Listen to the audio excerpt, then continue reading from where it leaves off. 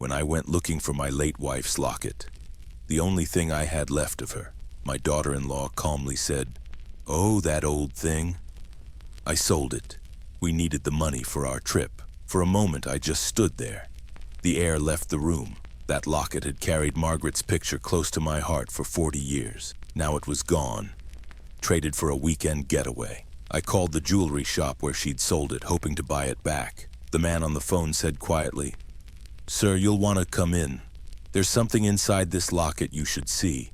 Before I tell you what they found inside, please subscribe to the channel and let me know in the comments what time it is where you're watching from. It helps more than you know." That was the moment I realized this wasn't about a piece of gold. It was about family, and what's left of it when love turns into entitlement. My name's Walter Hayes, 70 years old, retired history teacher. I still live in the brick house where Margaret and I raised our son, Andrew. After she passed, I kept everything the way she left it. Her piano, her curtains, even the chipped teacup she refused to throw away. Then Andrew married Clara. Bright, confident, always talking about upgrades. When he lost his job this spring, I opened my door to them. They said it would be temporary, but temporary has a way of unpacking its luggage. Soon, my groceries weren't mine anymore. The thermostat stayed at her setting. Even the family photos began to disappear from the hallway walls. The house started to feel like a stranger wearing my wife's perfume. That afternoon, I drove to the jewelry shop. The owner, a polite man in his 50s, met me at the counter and placed the locket on a small velvet pad. He said softly, "Your daughter-in-law didn't know what was inside." He used a tiny tool to open the clasp and pulled out a folded piece of paper, yellowed but still neat. 6 handwritten numbers, a bank's name, and beneath them, in Margaret's delicate handwriting, one line, "For you, Walter, when kindness starts costing you more than love ever did."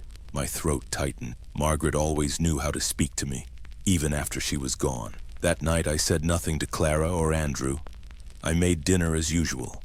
Listened to Clara talk about holiday plans and Andrew scroll through job listings he wasn't applying to.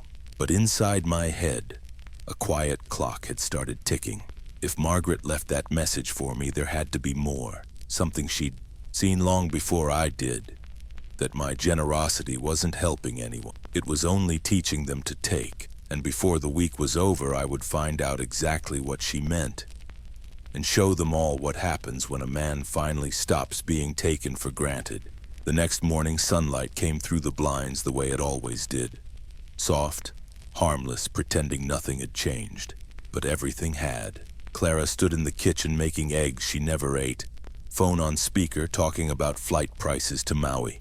Andrew sat at the table in his robe, scrolling. The smell of burnt toast lingered between us. I poured myself coffee and said quietly, "Clara, I got the locket back." Her hand froze halfway to the sink. She turned slowly, her smile practiced.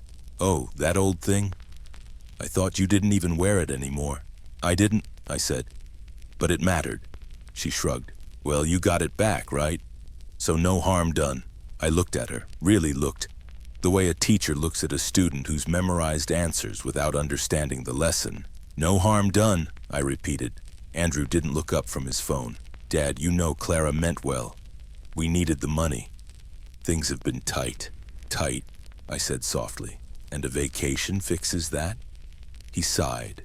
That familiar sound of a son who'd forgotten respect somewhere between convenience and comfort. "You're overreacting. It's just a piece of jewelry." I turned my cup slowly on the table. She wore it every day for 40 years. It held something I didn't know was there. Clara's voice dropped. "What do you mean?" "Inside the locket," I said. "There was a note from Margaret." Her face changed. Not guilt yet, just confusion. "What kind of note?" I took a slow breath. The kind that makes a man realize who's been living off his kindness too long. The kitchen went quiet. Even the clock seemed to hesitate between ticks. Andrew muttered, "Dad, you're not making sense." "Oh, I am," I said gently. "More than I have in years." I stood, rinsed my cup, and added, "I'll be out most of the day. There's something I need to look into." Neither of them asked where. They didn't care. Not yet. But they would. Soon. That afternoon, I drove to the Bank of Arizona, the same one written on Margaret's note. The building gleamed in the desert light, all glass and polished marble. I parked, stepped inside, and told the clerk my name. She looked up, polite but curious. "One moment, Mr. Hayes. You're listed as secondary on an old safety deposit box, box 4782. Would you like to access it?" My pulse kicked once in my throat. "Yes," I said. "I would." The vault door opened with a deep mechanical sigh, the kind that sounds like time itself exhaling. Inside, she handed me a narrow metal box and left me, alone in a small, silent room. I sat down, opened the lid, and saw cash, neatly banded, wrapped in the same kind of envelope Margaret used to store grocery receipts. On top, a folded letter addressed in her handwriting. "To Walter, for when you finally understand that love and guilt are not the same thing." My hands trembled, not from age, but from the weight of her foresight. Margaret had saved this for years, behind my back, ahead of my future. The woman who once whispered, "Be kind, but don't be blind," had somehow known I'd forget the difference. And sitting there in that quiet room, I finally realized she'd left me more than money. She'd left me permission to take my life back. When I left the bank that afternoon, the Arizona sun felt different, hotter, sharper, like it knew something had changed in me. The envelope sat in my jacket pocket, heavy as truth. Inside was Margaret's letter, and $27,000 in cash. Every bill crisp, counted, and sealed with her handwriting. Back home, Clara was on the couch, typing fast on her phone. Andrew was asleep, television humming, half-finished sandwich on the table. The house looked lived in, but not by me. I walked past them quietly and into my study, closed the door, opened the envelope again. Margaret's handwriting was careful, steady. It began, "If you're reading this, Walt, you finally saw what I saw. I saved what I could, not because I didn't trust you, but because I didn't trust what grief would do to you. And I knew they'd come for comfort, not connection." My hands rested on the paper for a long moment. She'd known Clara would move in. She'd known Andrew would follow. She'd even known I'd let them. That night, I sat at my desk and started writing. Not to her, but for myself. A list, a record. Everything that had changed since they'd arrived. Groceries, $243, all paid by me. Utilities, my name on every bill. Rent, none. Respect, long gone. By midnight, the list filled 2 pages. I looked at it and realized this wasn't grief anymore. It was documentation. The next morning, Clara found me at the kitchen table, coffee steaming, pen still in hand. "What's all that?" she asked. "Notes," I said simply. "Old habit." She gave me a suspicious look and went back to scrolling. Andrew came in a few minutes later. "Dad, I might need to borrow a few hundred. We're short till next month." I didn't look up. Margaret once said, "Every time you give money to someone who refuses to grow, you buy your own regret." He frowned. "What's that supposed to mean?" "It means the bank's closed, son." The silence that followed was thick enough to feel. Clara's eyes flicked up, calculating. She didn't speak. That afternoon, I went online and ordered something I never thought I'd need. A small security camera disguised as a smoke detector. One-party consent, perfectly legal in Arizona. I watched a tutorial twice, installed it above the living room arch.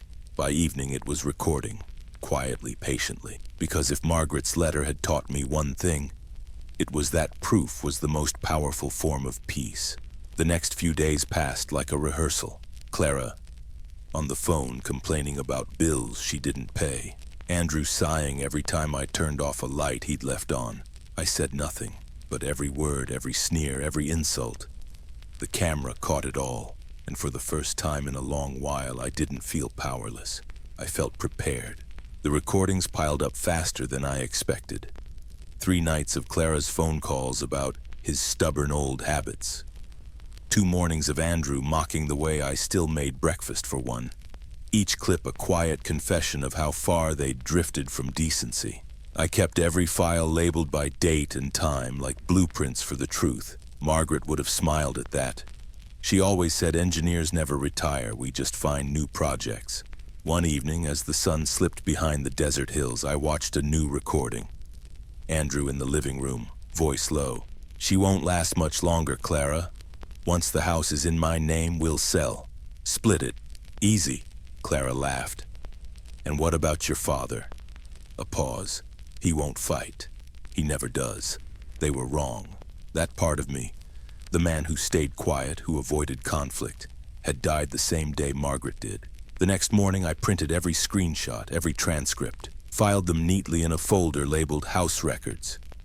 Then I called Patricia Morrison, elder law attorney, Phoenix District. The woman who answered had a calm voice that sounded like someone used to putting broken things back in order.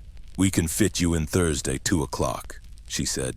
Thursday came warm and dry, the kind of Arizona day where time slows. Patricia's office was small but spotless.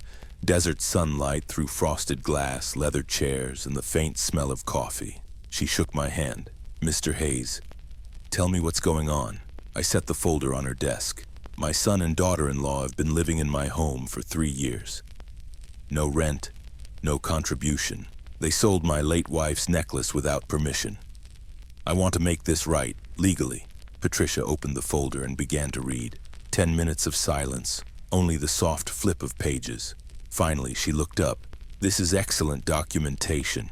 You've done my job halfway for me." "I was married to a woman who believed in preparation," I said. Patricia nodded slowly. "Under Arizona law, they're tenants at will. You can establish rent or request that they vacate. If they refuse, we proceed to eviction. How long does that take? 2 months, maybe less.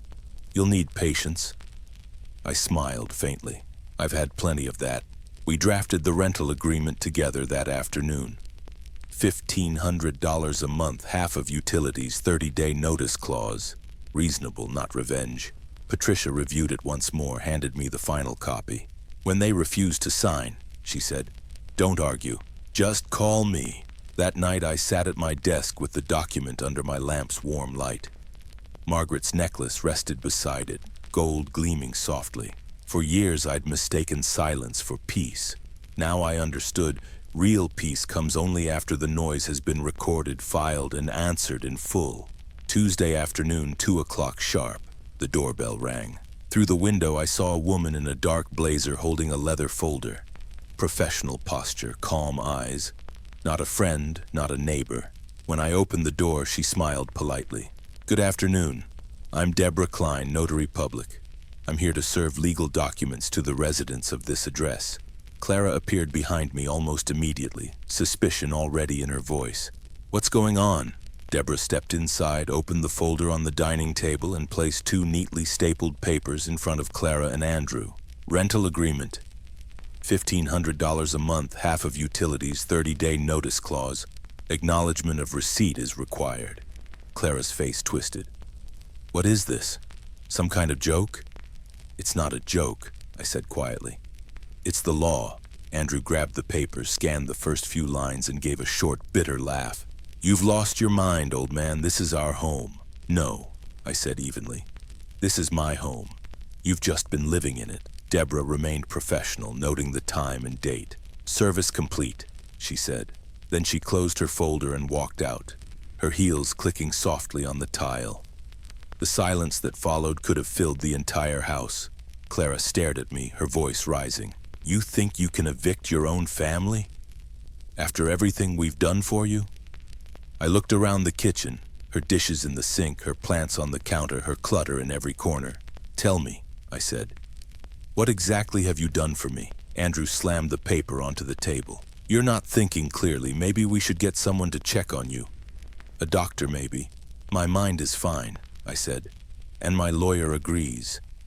That line stopped them cold. Clara's lips parted, but no sound came out. Andrew's face darkened. "This isn't over," he said. "It never is," I replied. "That's why there are courts." I turned away, walked down the hall, and closed my bedroom door with a soft click. No slamming, no shouting, just control. Inside, I leaned against the wall, listening to muffled voices outside. Clara's sharp, Andrew's low. Both rattled by the one thing they hadn't expected from me: resolve. I sat at my desk, opened my notebook, and wrote down the date in neat print. April the 10th, served rental notice. Reaction: hostile, defensive, unrepentant. I paused, then added a final note beneath it. Patricia was right. Patience is over. That night I lay in bed with the necklace on my nightstand, gold heart gleaming in the dim lamplight. For the first time since Margaret's death, I slept soundly, because this wasn't the start of chaos. It was the start of order. The morning after the papers were served, the house felt strange, too quiet. Like the air itself had realized something permanent had shifted. I made coffee in silence. Clara didn't come downstairs. Andrew avoided the kitchen completely. Even their dog, Max, seemed unsure which side of the house to belong to. By mid-morning, I'd already showered, shaved, and printed 3 forms from my bank's website: account access authorization, power of attorney revocation, and a change of password request. I drove to the downtown branch of Desert Valley Bank, a 15-minute trip I'd made for 40 years. Same building, same marble counters, same faint smell of air conditioning and money. Only this time, the teller didn't greet me by habit. She greeted me with professionalism. "Good morning, Mr. Hayes. How can we help you today?"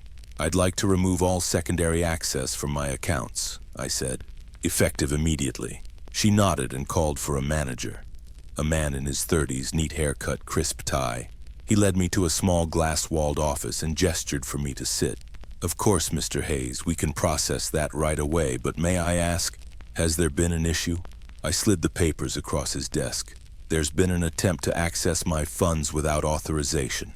I want every safeguard in place." He studied the documents, typed something into his computer, then looked up. "You made the right call, sir.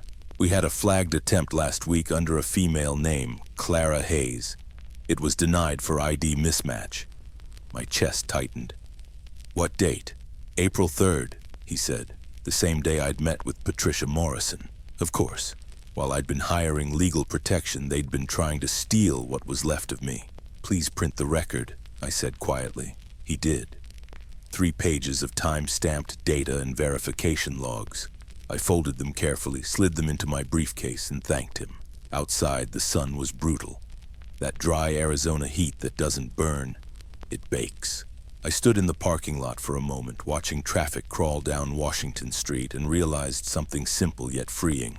They could no longer touch my money, my house, or my mind. Back home, I locked the front door and walked to my study. Set the printed report beside Margaret's letter. 2 documents side by side, one proof of love, one proof of betrayal. By evening, Clara had found her voice again. She cornered me in the hallway, trembling with indignation. "Why would you do that? The bank called. They froze the joint account." "It's not joint," I said calmly. "It's mine."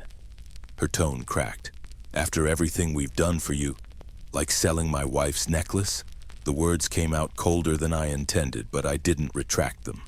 She went silent. Andrew appeared behind her, his expression hard. "This isn't over," he said again. "You're right," I replied. "It's about to begin." That night, I emailed Patricia the bank documentation. Subject line: "Second proof." Her reply came minutes later. "Excellent. We'll move forward with emergency protection filings. Keep documenting everything."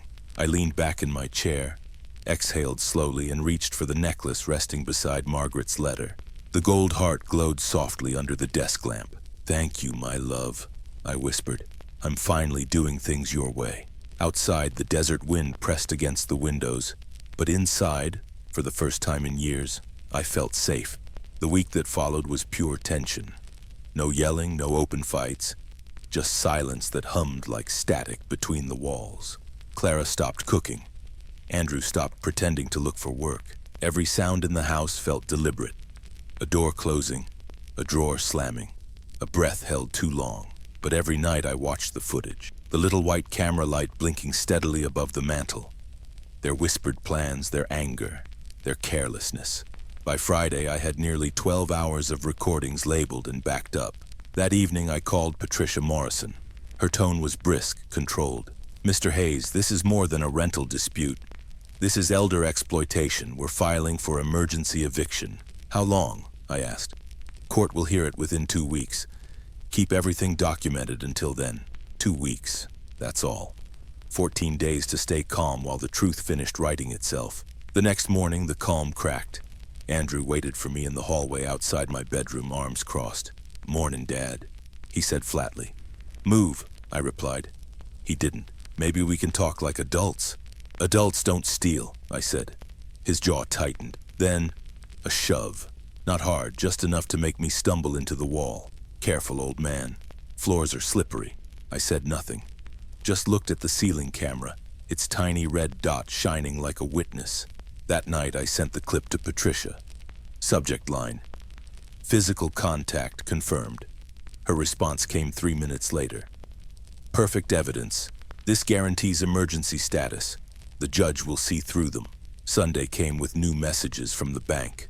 Another attempted login from Clara's name. Denied again. Flagged for fraud.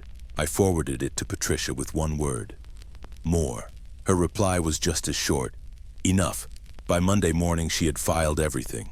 Assault, financial manipulation, mail tampering, trespass. Each documented, dated, and neatly packaged under my name. That afternoon the phone rang. "Mr. Hayes," Patricia said, "the hearing is set for May 2nd, 2 weeks from now." 2 weeks, I repeated quietly. "Yes, but we already won the moment you started keeping records." After the call, I stood at the window watching the desert sunset spill gold across the street. Inside the house, Clara and Andrew argued in hushed tones, their voices muffled, frantic, losing shape. I reached for Margaret's necklace on my desk, pressed it against my chest. For the first time in years, I wasn't scared of what was coming. I was ready for it. May the 2nd arrived warm and windless. I put on the same dark suit I'd worn to Margaret's funeral 3 years earlier, straightened the tie she had picked out decades ago, and slipped her necklace into my shirt pocket close to my heart. Patricia met me outside the courthouse. She carried 2 thick folders, color-coded and precise.